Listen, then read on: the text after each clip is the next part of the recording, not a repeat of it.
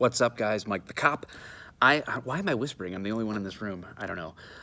We're going to talk about brandishing BB guns. Stick around. I got you. Yeah, I will defend my brothers. I will defend the weak. I will pursue and fight evil so others may sleep. I am the sheepdog, protecting the night. Wolf hunters unite. Bring it on. It's time to fight. All right, guys. Like I said, we're going to be talking about brandishing BB guns and some common sense about that. Here in Lewisville, Texas, at the police range, we're actually doing a training with Humanizing the Badge with our Call for Backup campaign, suicide prevention.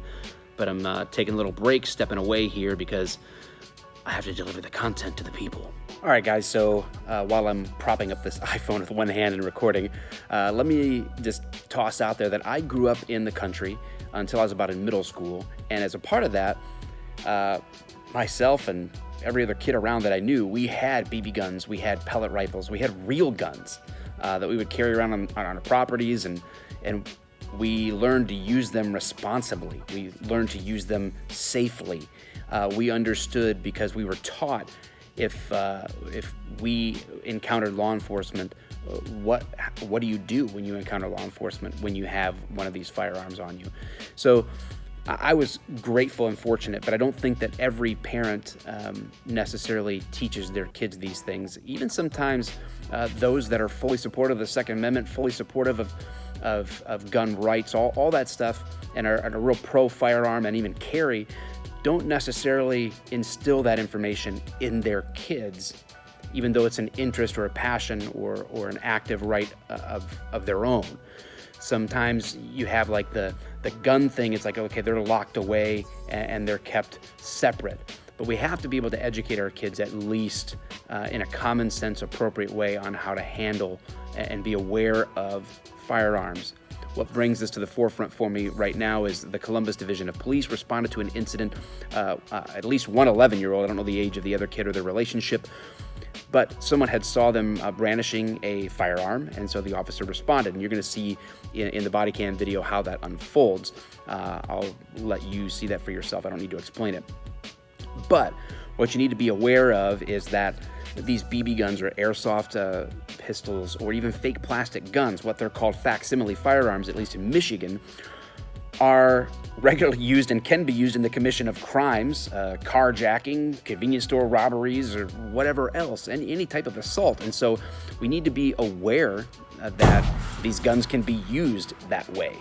And when officers respond, they can't just assume that a gun, even on a kid, a teenager, is going to be one of the facsimile firearms. They have to be prepared and engage with them as though it can be and it is real. So this is an important issue. So check out the video. At the end, I'll come back, kind of lay out some closing thoughts, and you can get on with your day. This is getting kids killed all over the country. Because you know where I was at? I'm driving with my friend, okay? Yes, sir. And we're talking, and then all of a sudden a gun run comes in. So we're driving down the road, right? Yes, sir. Okay. And they call in and they say, there's two young male blacks, one with all red pants and a blue sweatshirt, and one wearing red and black. They look really young and they just flashed a gun. Okay? Do you think, listen, here's the deal. Okay? Yes, sir. You had to show somebody, because how the hell did they know you had it? I ain't showing nobody. I know I was just holding it like running like this. Okay, you can't do that, dude. So In today's world, listen, yes. That thing looks real, bro. I'm so sorry. You should be sorry, and you should be scared. Yes, sir. If that was a different cop, bro, he killed it. And you pulled it out, you should have just, I got it right here. No, I didn't want to shoot. I know you didn't want me to shoot. You think how old are you, boy? 11 years old. How old are you, young man? 13. Do you think I want to shoot an 11-year-old? Do you think I want to shoot a 13-year-old? Do I honestly look like the type of dude that wants to shoot anybody? Yes, sir. But do I look like the type of dude that will shoot somebody? Yes, sir. All right. I pride myself being a pretty bad hombre, right? Yes, sir. Because I gotta be. Yes, sir. Don't make me. Yes, sir. I pull up on him, and I'm not gonna lie to you, you know, doing cop stuff, I drew down on him. While I'm rolling up on him in the car, he freaks out, and he starts to pull the gun out of his waistband. He could have shot you for that, you know that? He dropped it real fast, and I didn't know it was a BB gun until it hit the sidewalk. Regardless of what people say about the dudes wearing this uniform, okay, We care, all right? We legitimately care. I've been in the military. I've been overseas. I'm a police officer. I've had to do things that I hope that your generation never has to do. Having said that, the last thing I ever want to do is shoot an 11-year-old man, because your life hasn't even gotten started yet, and it could have ended. Right. Because I wouldn't have missed. I could have killed you. I want you to think about that tonight when you go to bed. You could be gone. Everything you want to do in this life could have been over. So, good stuff. I love the passion, the honesty of the officer. I think that he was using a little bit of hyperbole in terms of like this being a problem across the country in terms of kids getting killed. Has it happened? Yes. I don't think it's demonstrably or statistically an issue in that sense. But that's for another video. At the end of the day, know this: if you're going to educate your kids or yourself, if you are a teenager that is carrying around a BB gun or a facsimile firearm or whatever, when you encounter the police, do not reach for that weapon. Do not turn with that weapon in your hands. Do not make any sudden motions with it.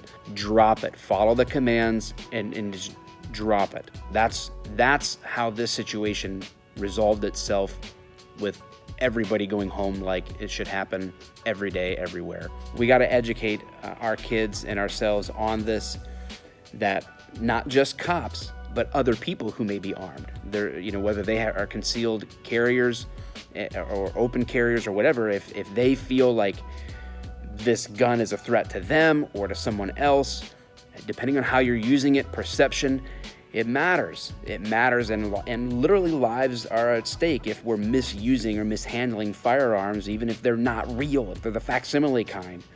So use common sense when you're dealing with these things, and law enforcement, use common sense when you're dealing with non-law enforcement, because they could be armed.